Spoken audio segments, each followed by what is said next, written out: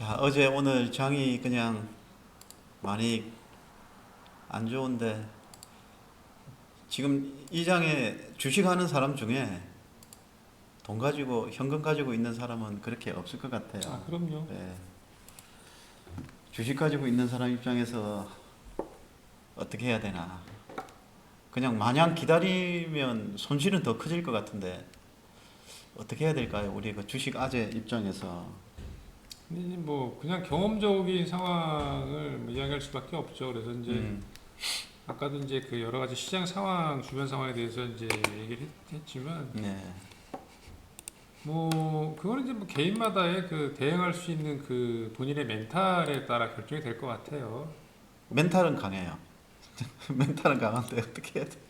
그 멘탈이 강한 게 아니고 그 멘탈이 강하다는 얘기를 저는 어떤 의미에 강하다는 걸 얘기하고 싶냐면 진짜 진짜 일을 악물고 네. 사실은 우리가 그 손해를 볼 때는 그 손해를 감수해야 되거든요. 너무 고통스럽지만 그 멘탈이라는 게 그 고통을 어쨌든 간에 끌어내야 된단 말이에요. 네.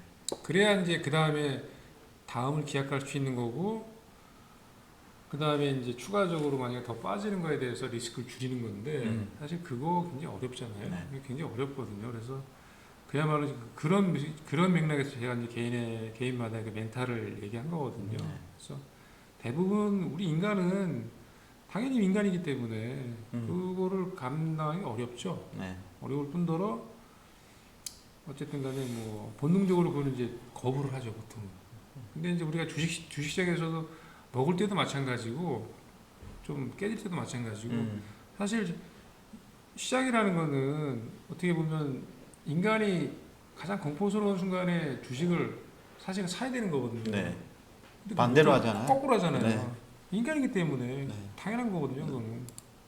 그래서 일상적인 상황에서는 사실 그렇게까지 뭐 생각할 필요는 전혀 없는데 이렇게 좀 약간의 극단적인 상황으로 가는 상황이라면 그때는 뭔가를 결정을 짓고 그걸 실행에 옮기는 그 멘탈이 필요하거든요. 그러니까 지금은 주식을 팔아라 사라 이런 맥락의 이야기가 아니고 네. 뭐 어떤 경우든지 하여튼 그거는 종목에 따라 다르고 본인이 갖고 있는 자금의 어떤 그 규모나 자금의 성격에 따라 다 다를 수밖에 없잖아요. 그런 걸 잘 감안해서 예를 들면 추가적으로 여윳돈이 있는 사람이다. 예. 근데 주식도 갖고 있고 예. 추가적으로 여윳돈이 있는 사람이다. 그럼 홀딩이죠. 홀딩이고 예, 그러면 홀딩한 상황에서 사는 거는 사는 거는 추가로 사는 거는 기회를 봐야죠. 지금은 아닌 것 같아요. 오늘은 아니고, 오늘은 아니고. 오늘은 아니고. 아까 말씀드린 대로 저는 과거에 이제 그런 식으로 매매를 한 적은 있어요. 일정 부분 주식을 가지고 있다가 빠지고 있는데 걸렸는데 주식이 뭐 많이 빠져. 분위기 보니까 험악해. 이거 그냥 끝날 것 같잖아요. 근데 어느 순간 보면은 그것도 뭐 매일 그렇게 빠지지는 않으니까 그러니까 어느 순간 아까 말씀드린 대로 한번 그런 타이밍이 있어요. 네. 품에가 한 두 번 정도 나타나가지고 네. 쿵쿵 빠지는. 풍풍. 그때는 오히려 아예 그때 레버리지를 좀 일으키는 거지. 아예. 그래서 예를 들면 내가 지금 100만 원어치 주식을 갖고 있다. 네. 그러면은 여유 자금이 한 100만 원이니까 50% 정도 가지고 있는데 100만 원 정도 있다. 네. 현금으로 100만 원 주식 가지고 있고 현금으로 그냥 네.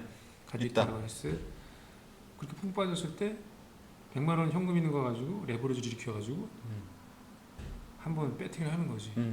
두 번 정도 수면 나올 때 뭐 괜찮은 종목인데 이거는 이렇게 빠질 내용이 아닌 종목인데 시장이 그러니 같이 빠졌어. 그럴 때는 한번 배팅을 하는 거지.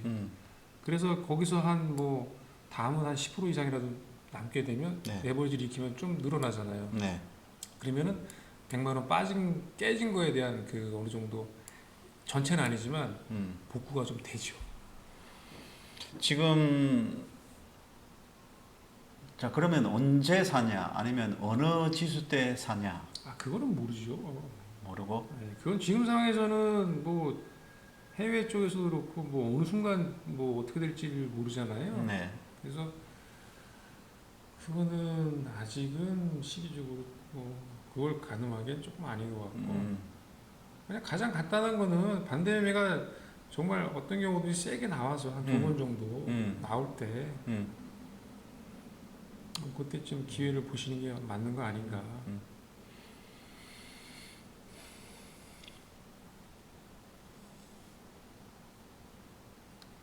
어려워요. 주식이 당연히 어려워요. 제가 보기엔 세상에서 제일 어려운 게 주식이에요. 그러니까 뭐가 어렵냐면 네. 이제 우리는 이 바닥에 좀 오랫동안 몸을 담았던 사람이고 그러면 그냥 일반 개인 투자가한테는 지금 시점에서 주식도 있고 현금도 추가로 조달할 수 있는데 언제 사냐, 어느 때 사냐 그렇죠. 물어본다면 뭔가 조금 답을 해줘야 되는데 상황을 지켜봐야 되고 뭐 정확하게 답이 없으니까. 그렇죠. 그거는 이제 제가 보기엔 단기로 대응하는 거니까 기술적인 패턴으로 접근하는 거죠. 그때는 뭐 펀더멘탈 이런 거 없이. 그리고 펀더멘탈은 이제 우리가 이제 평온한 일상적인 상태에서 이제 펀더멘탈을 이야기하는 거고 그렇지 않은 상황이 약간 조금 뭐 다른 상황이라면 펀더멘탈 가지고 갑자기 거기 들이대면서 뭐 접근할 건 아닌 거죠. 그러니까. 자 그렇다면 만약에 이제 장이 반등이 나온다면 이제 반도체가 조금 네, 저는 뭐 그쪽에서 종목을 이제 자꾸 찾는 거죠. 만약 네. 한다면. 그럴 가능성이 많고 코스닥도 반도체지만 2차 전지는 조금 약할 것 같습니까? 저는 2차 전지 쪽은 상대적으로 이제 올라올 때도 예. 그 포텐셜이 네. 이전과 비슷한 포텐셜을 기대하기에는 굉장히 어렵다. 네. 이미 좀 훼손이 좀 됐기 때문에 네. 그리고 이제 어느 정도 그런 부분에 대해서 이전까지는 2차 전지 관련주들이 성장이 얼마나 더 할지 모른다라는 게 사실 주가를 움직이는 원동력이잖아요. 너무 심오하고 그렇죠. 고수입니다. 너무 심오한 근데 고수. 지금은 어느 정도 숫자나 이런 부분이 조금은 가늠이 돼. 그러면 그때부터는 주가는 그렇게 어떻게 될지 몰라 이럴 때 움직이는 거하고는 전혀 다른 패턴으로 움직이잖아요. 포텐셜이 그렇게 높지가 않거든요. 그래서 그런 맥락에서 이미 이거 그러니까 아마 개인 투자자분들도 2차 전지 갖고 있는 분들도 이제 그 회사의 어떤 시장에 그러니까 2차 전지 관련된 뭐 전기차 시장이나 이런 거에 대해서 그 전까지는 얼마나 성장할지 모를 정도의 그런 잘 모르겠어 어떻게 될지. 그런데 지금은 현실이 이렇게 좀 이렇게 주위를 돌아봐도 조금 가늠을 할 수 있을 것 같아요. 그러면 이제 이미 좀 한계가 이게 제한이 걸리는 거죠. 그렇지 않을까 싶습니다. 알겠습니다. 지금 이스라엘 전쟁은 뭐 조금 장기화될 가능성이 높고 거기서 우리가 이스라엘이 상황이 좋아지면 산다 뭐 이런 생각은 뭐 가질 수 없는 부분이고 그죠. 장기화될 가능성이 많기 때문에 결국은 가격 논리로 접근할 수밖에 없네요. 그렇죠. 기술적인 흐름으로 좀 접근하셔야 된다. 알겠습니다.